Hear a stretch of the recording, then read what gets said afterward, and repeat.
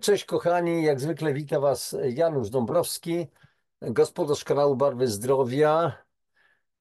Kanał poświęconemu promocji w ogóle zdrowia, z wszystkim sprawom związanym ze zdrowiem, ze sprawnością, a więc odżywianie, suplementacja, pola magnetyczne, wpływ tych pól magnetycznych destrukcyjnych, ale są również pola terapeutyczne do wykorzystania i w diagnozie, i po prostu w rehabilitacji, i we wspomaganiu organizmu. Mówimy o optymizmie, mówimy o radości życia, mówimy o ruchu jako podstawy naszego funkcjonowania, mówimy o wodzie, o wszelkich czynnikach, które mówimy o psychice, mówimy o naszym duchu, o tym wszystkim, o tych wszystkich czynnikach, które sprawiają, że jesteśmy istotami ludzkimi, nie jesteśmy tylko chodzącymi, czasami myślącymi przewodami pokarmowymi, ale jesteśmy istotami obdarzonymi często pięknymi uczuciami. Ja już nie chcę mówić o tych brzydkich uczuciach, pal licho. To też bywa, to też bywa. No, każdy z nas ma jakieś tam demonki. Ja też nie jestem wolny od tego wszystkiego, zwłaszcza czasami na drodze, kiedy mi ktoś wykręci jakiś numer, ale ja też wiem, że też potrafię wykręcić jakiś numer. W każdym razie posłuchajcie, a więc mówimy generalnie szeroko na temat zdrowia, na temat tego, jak funkcjonujemy i tak dalej. I dzisiaj, ponieważ zacząłem, chociaż mam taką, rozumiecie, playlistę o odchudzaniu, ale dzisiaj właśnie kilka dni temu zacząłem znowu coś na temat, więcej na temat odchudzania, bo to jest plaga, to jest coś strasznego w tej chwili. 20-30 lat temu Polacy byli inni. Na ulicach widzimy młodzież, widzimy starszych, jak wyglądają, widzimy dzieci, na przyszłość narodu. Fatalna ta przyszłość się jawi. Oczywiście znowu nie chcę, żebyśmy tu się nawzajem straszyli, tylko mówię, diagnozuję, stawiamy, obserwujemy pewne fakty. Jeżeli wiemy, co jest grane, to możemy to ewentualnie zacząć zmienić, albo nic nie będziemy robić. No, proste. Jedni zrobią, drudzy nie zrobią. Ja wiem, co ja robię po prostu w moim życiu. Nie oznacza to, że jestem kompletnie jakby bez grzechu. Kompletnie. To nie jest tak. Samo życie no, wymusza różne historie. Czasami się ma jakieś zachciewajki. Natomiast chodzi o to, żeby pewne rzeczy jednak niwelować. Ja już bardzo systematycznie, wyjątkowo systematycznie, od 12 lat na przykład się suplementuję, ale też uprawiam troszeczkę sportu, taki umiarkowany ruch. Nie zawsze, ale są miesiące, przez kilka miesięcy, 3-4 miesiące regularnie ćwiczę rano, później jest jakaś przerwa, później znowu ćwiczę, ale to utrzymuje mnie po prostu w dobrej kondycji. Piję bardzo dobrą wodę, czystą wodę. Piję też, przepraszam, mam po prostu urządzenie do terapii polami elektromagnetycznymi specjalnymi, czyli bioelektromagnetyczna regulacja energii i tak dalej, i tak dalej. Wiem, jak to działa, wiem, jakie to wywołuje rewelacyjne efekty w ciele i dlatego po prostu w miarę możliwości czuję się znacznie lepiej niż wielu moich rówieśników albo nawet ludzi młodszych. To nie chodzi też znowu o wywyższanie się, o chwalenie się, tylko mówię znowu o pewnych faktach. I namawiam dlatego wszystkich innych. Możecie zrobić przynajmniej część tego, co ja, albo jeszcze więcej niż ja. Chwała Bogu, jeżeli będziecie to robić i sprawa załatwiona. A też chcę powiedzieć, że bardzo ciężko pracuję, bo przecież i prowadzę własną firmę, i piszę książki, wydaję, i przygotowuję te audycje. I jeżeli się komuś wydaje, czasami się zdarzają tacy, że to jest takie proste, bach i tak dalej, no to ja mówię, to namawiaj, no. A propos narzekaczy w ogóle, bo czasami spotykam ludzi, którzy są skrzywieni w tym kierunku, o ten to ma pieniądze, nakradł się pewnie, o ten to ma firmę, no mam znajomych tutaj niedaleko, mają bardzo piękny hotel i inni im zazdroszczą. Mówię, to jaki problem? No weźcie te, nie wiem ile, 10-20 milionów kredytów, leasingów, otwórzcie, kupcie działki, dopilnujcie, zorganizujcie personel, wszystko jak trzeba, dajcie ogłoszenia. Ludzie tabunami się będą do was zjawiać. No, wiecie o co chodzi. Dobra, ale to jest takie troszeczkę filozofie, natomiast o czym dzisiaj? Dzisiaj powiemy znowu sobie o otyłości, ale trochę w inny sposób. Będziemy mówić o tak zwanych psychogennych czynnikach wywołujących, powodujących po prostu, prowadzących do otyłości. I tutaj, żeby konkretnie porozmawiać, to słuchajcie, jak zwykle udostępnię ekran i zrobimy to na bazie specjalnie przygotowanej takiej po prostu prezentacji. Będzie łatwiej, bo jednak obraz to jest obraz, pokaz slajdów. Jeszcze raz pokaz slajdów od początku, no i po prostu działamy. A więc jak zwykle rodzinna strefa zdrowia, czyli coś dla rodziny, dla wszystkich, wiedza dla wszystkich po prostu. O, WDW, wiedza dla wszystkich, to tak jak,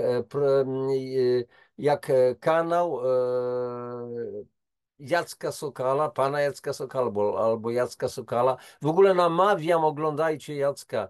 No nie jest, jego audycje nie są dla każdego, są trudne czasami dla większości, ale Jacek jest rewelacyjny, ale to już inna para kaloszy. A więc w rodzinnej strefie zdrowia dzisiaj temat, kochani, jakie psychogenne czynniki wpływają na powstawanie otyłości? Co to znaczy te psychogenne czynniki? Jak to? Ta otyłość, no dieta MZ, to są takie typowe zalecenia niektórych niezorientowanych w ogóle w temacie, ludzi, którzy nie mają po prostu zielonego, nawet zazielonionego pojęcia, takie wiecie, kolor tych liter to jest zieleń, ale oni nie mają nawet zazielonionego pojęcia o tym, z czym się wiąże po prostu otyłość. I postaram się troszeczkę przybliżyć parę takich, trochę takiej wiedzy, żeby to dotarło do szerszego grona. Na pewno to każdemu z nas się przyda. Wielu z Was na pewno zna, akurat wie, że tego typu czynniki istnieją, ale myślę, że ja to, że tak powiem, zepnę w pewną klamrę i sprawa załatwiona. A więc najpierw słuchajcie, kochani, zajmijmy się takimi określeniami podstawowymi. Otyłość i właśnie określenie podstawowe. Więc pierwsze określenie głód. Głód. To jest suma odczuć wywołanych przez niedostatek składników pokarmowych w organizmie. Tutaj oczywiście jest pokazane autentycznie głodujące dziecko, ale można byłoby zadać sobie pytanie, a co to znaczy głód? Ty jesteś naprawdę głodny dzisiaj, bo dzisiaj nic nie jadłeś, czy nie jadłeś od obiadu? Obiad zjadłeś o 13 i już jesteś głodny.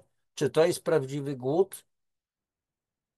A może to tylko zachciewajka, może masz ochotę na coś, wiesz, ale jestem głodny, jak ja bym zjadł pączka. Zaraz, to ty jesteś głodny, czy byś miał ochotę zjeść pączka? Zwróćcie uwagę, że tu są naprawdę niuansiki. Drugie określenie, apetyt. Uwarunkowane psychologicznie zapotrzebowanie na jedzenie.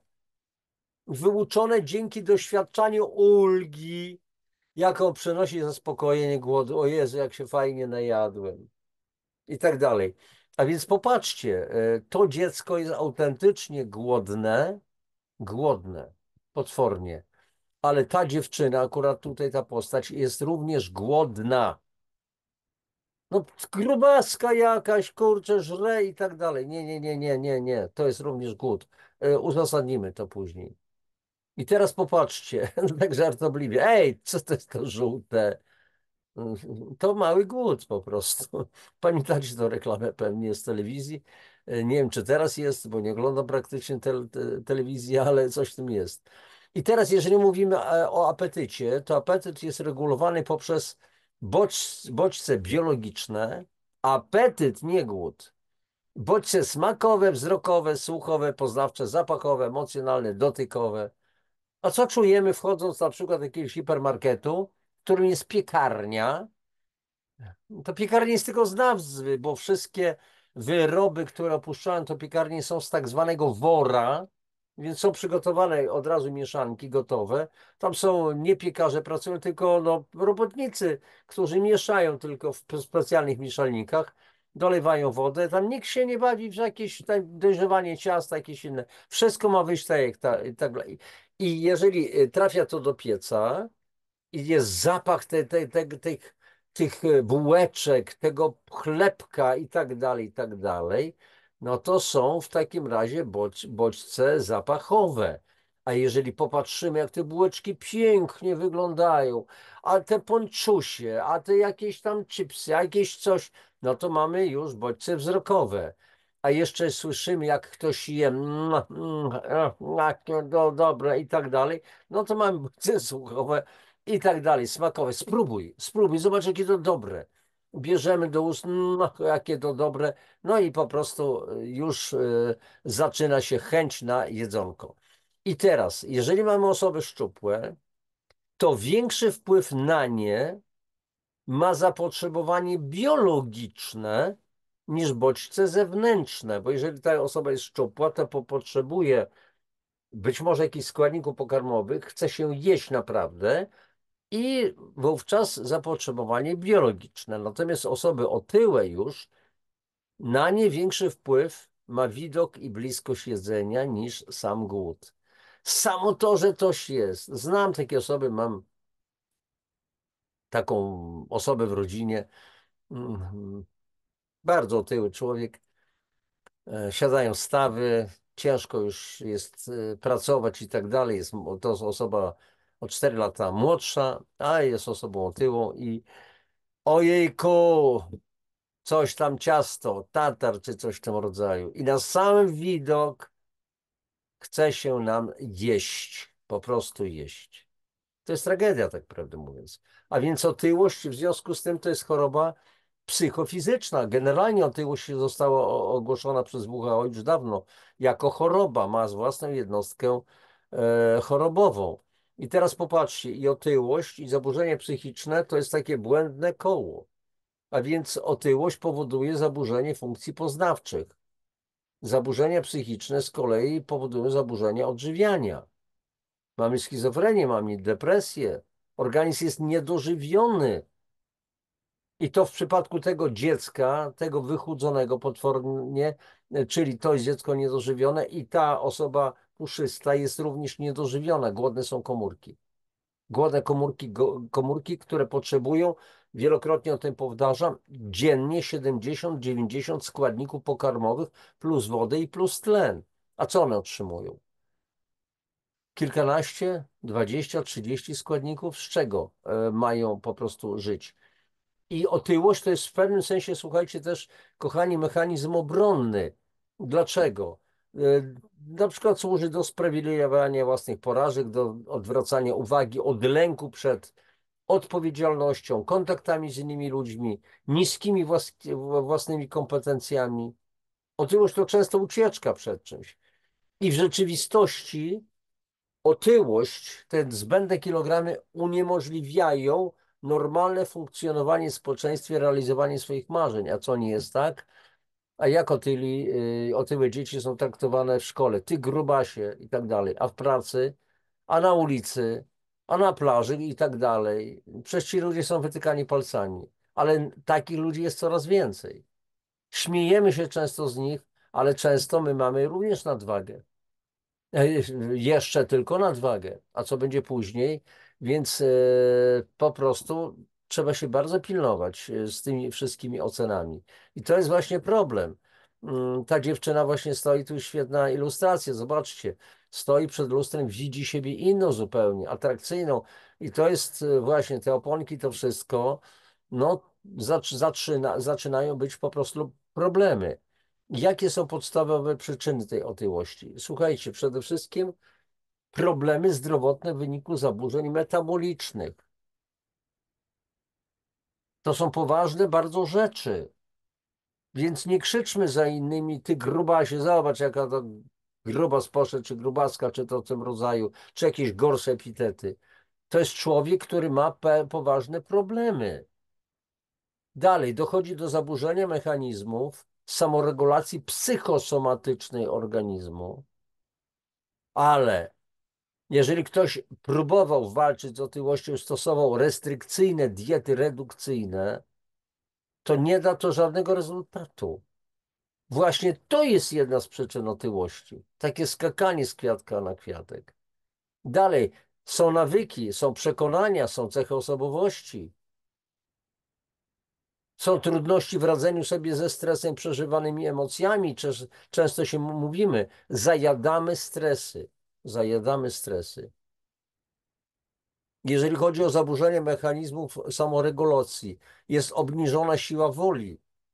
To, o czym ja często mówię, stary, ty weź odkłaś mózg, bo jeżeli mózg jest zakwaszony, czyli zatoksyczniony cały układ nerwowy, to mamy obniżoną siłę woli, to mamy depresję, to mamy cały szereg procesów negatywnych, które zachodzą w naszej psychice. To jest niemożność kontrolowania ilości spożywanego pokarmu.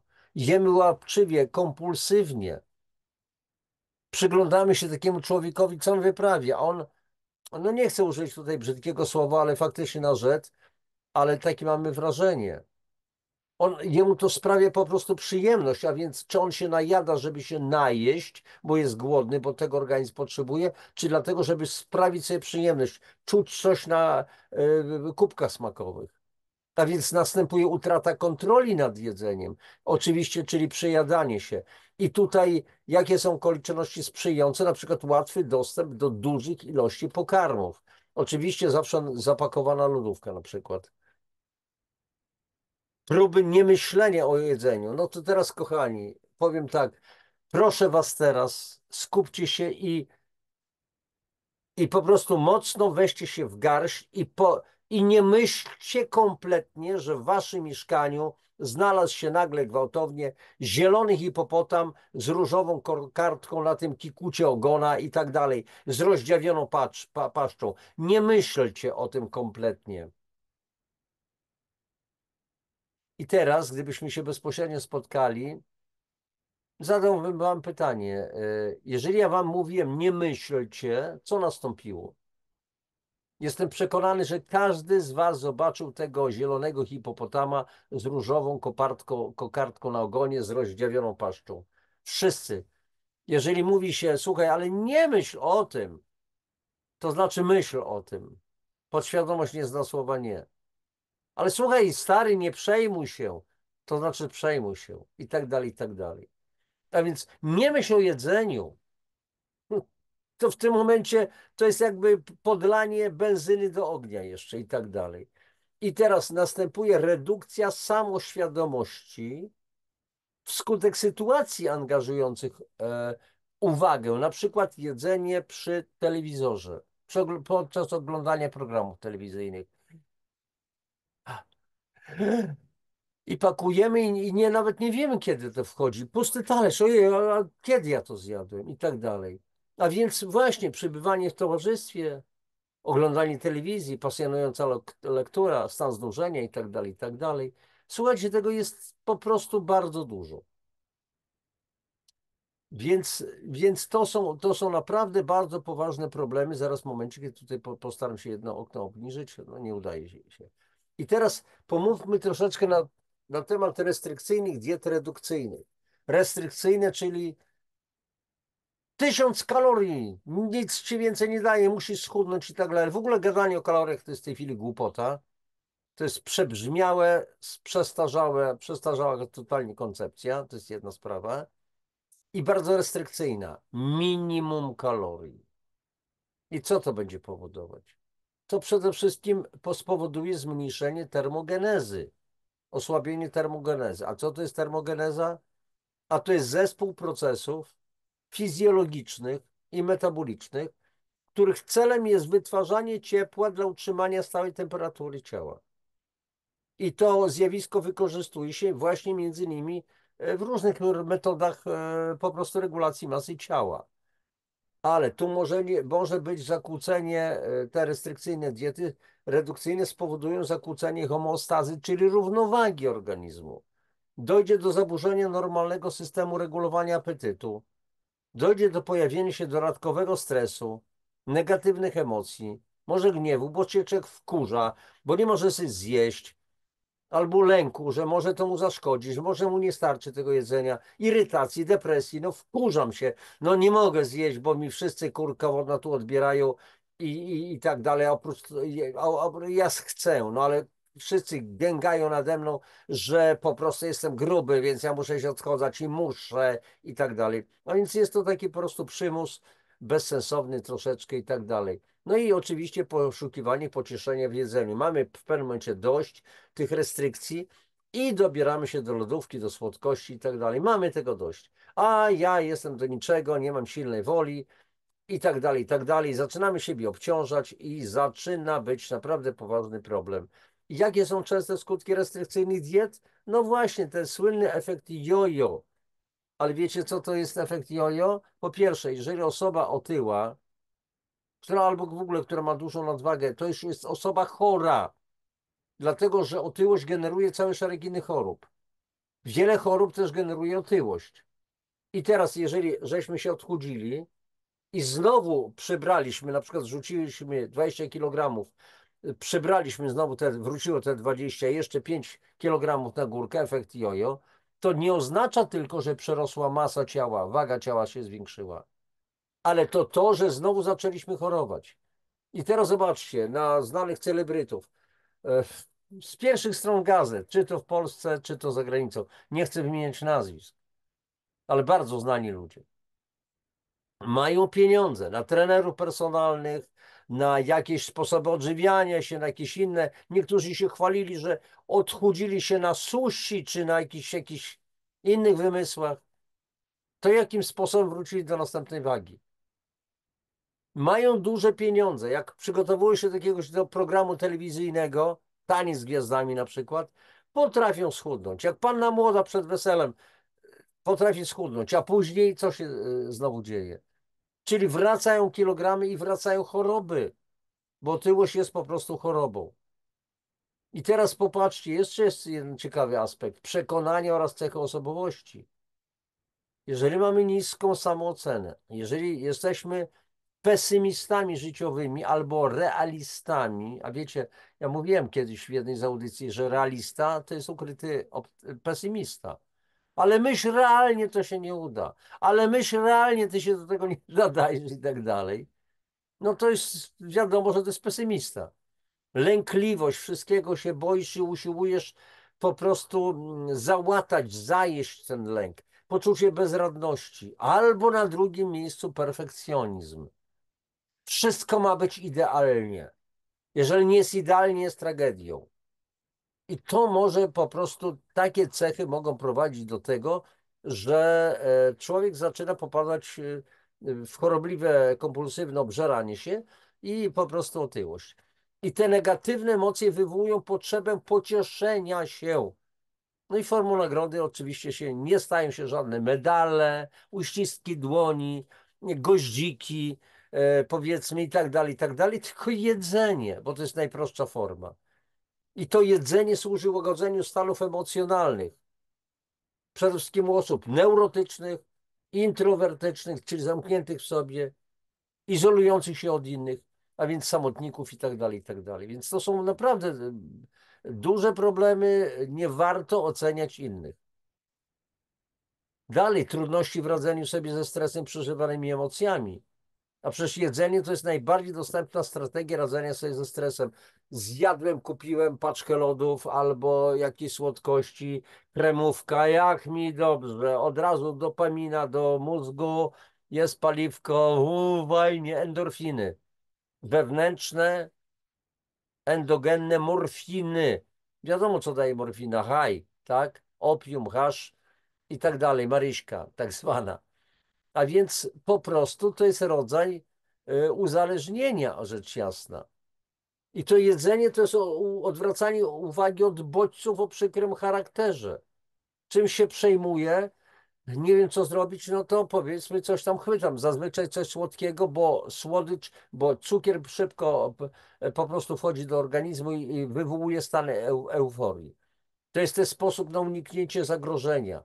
To jest kompensowanie przeżytych trudności. Dobrze, nie wyszło mi, to teraz się przynajmniej najem i tak dalej. To jest forma łagodzenia problemów. To jest forma zwracania na siebie uwagi również. To jeżeli osoba jest otyła, to wybitnie zwraca na siebie uwagę. Tylko nie zdaje z tego sprawy, że po prostu to jest z ogromną krzywdą. Forma nagradzania i troski o siebie. No ja nie ukrywam, że kilka lat temu, jak jeszcze bardzo dużo jeździłem po kraju, robiłem różne wykłady i tak dalej, wracałem nieraz późno, bardzo późno, po kilku dniach, zmęczony, po prostu wyczerpany bardzo, to nieraz o 22, jeszcze przed 22 zajeżdżałem do supermarketu, kupowałem sobie dużą paczkę po prostu lodów, bo uwielbiam w ogóle lody. No i był wieczór, to była forma wynagrodzenia, zdaję z tego sprawę. A więc zobaczcie, że to dotyka każdego.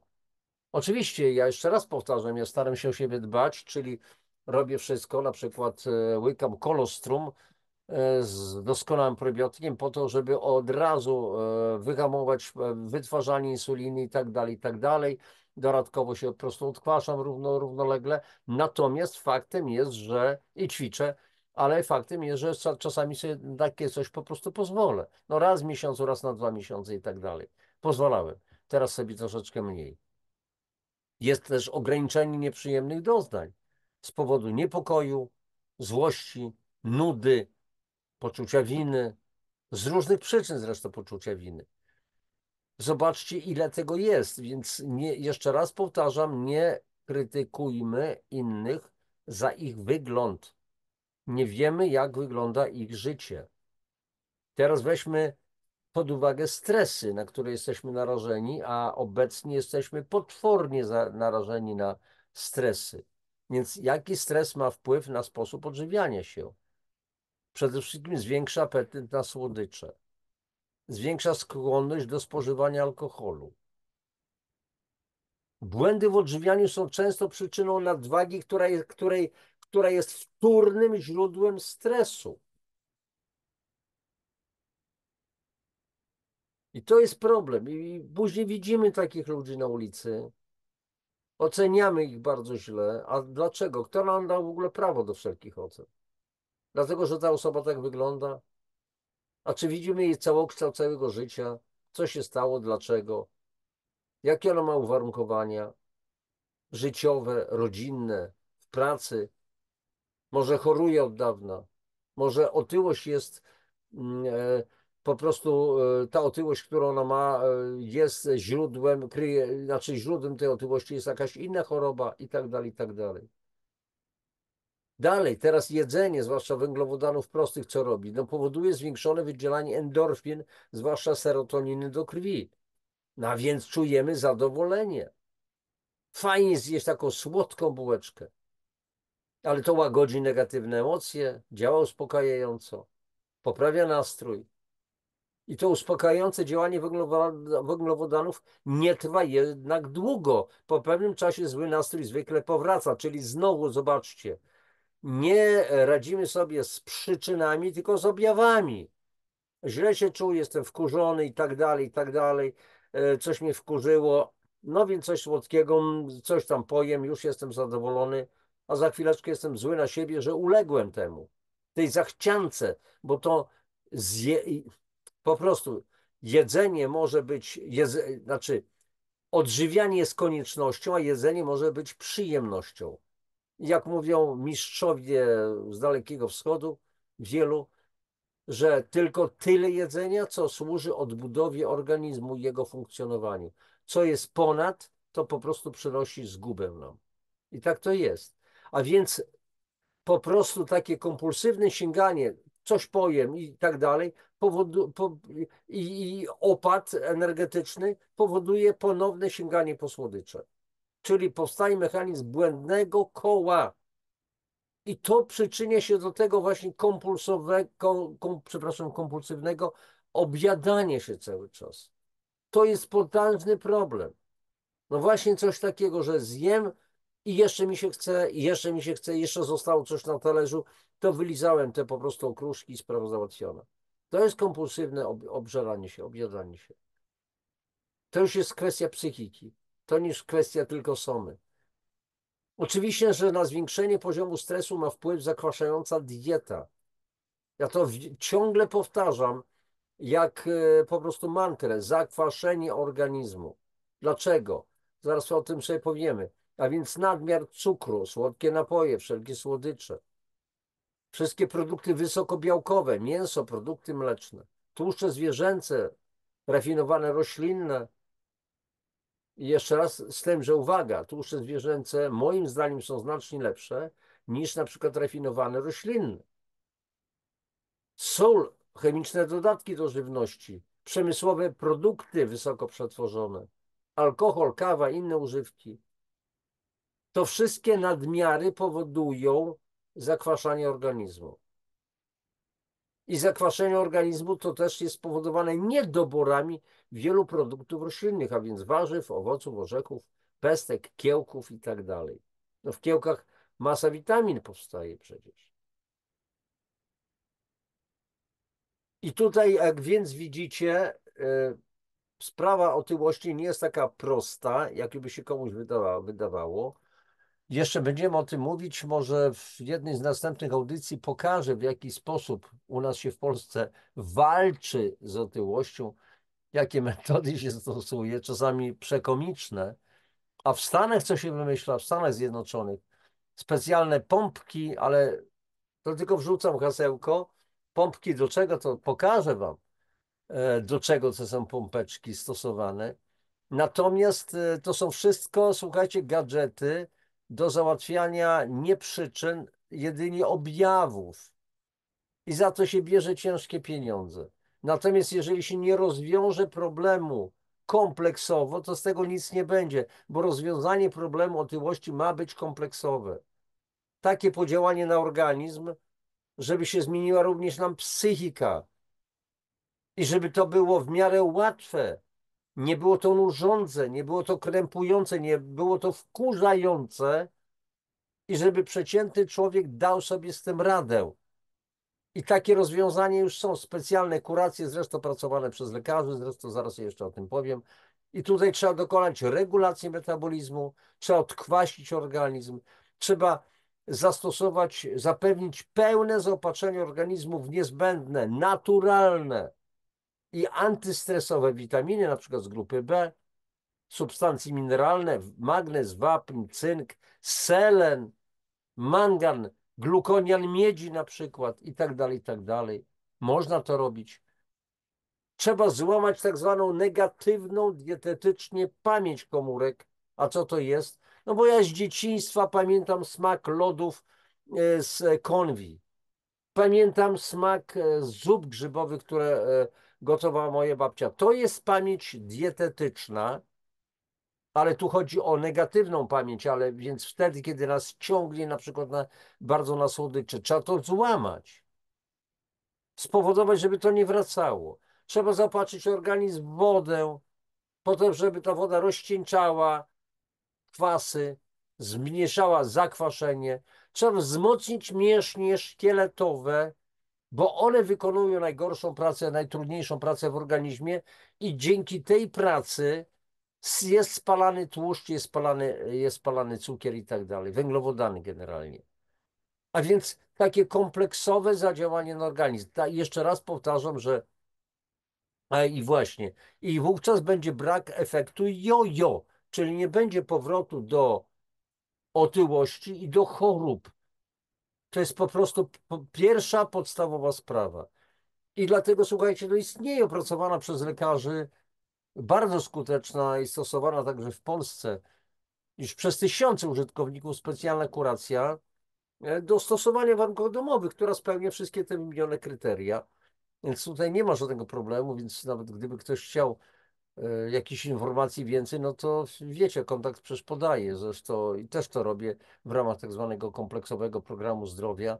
No, odchudzamy masę ludzi. Zresztą niedługo pewnie przeprowadzę, myślę, że kilka bardzo ciekawych wywiadów z pewną moją znajomą, która jest biologiem, biotechnologiem i dietetykiem również. Ma ogromną wiedzę i piękny sposób przekazywania tej wiedzy.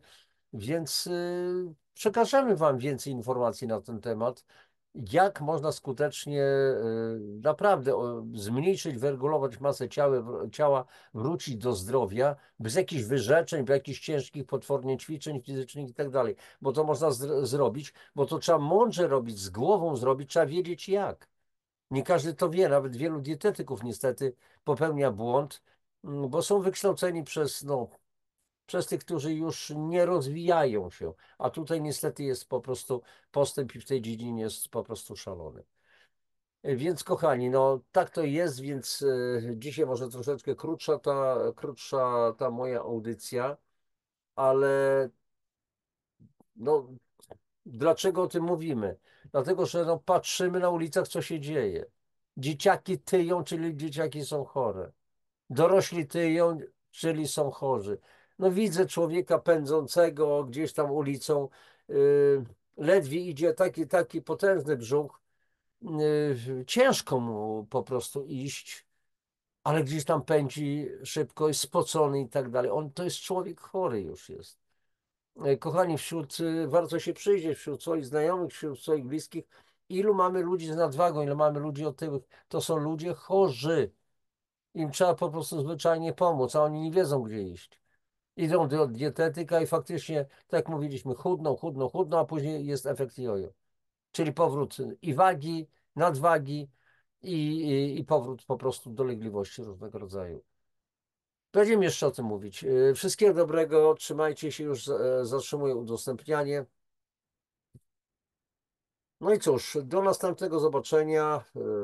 Tak jak obiecałem, pokażę Wam w jednym z następnych odcinków, jakie to ciekawe metody się stosuje u nas w Polsce i nie tylko w Polsce, za granicą do odchudzania.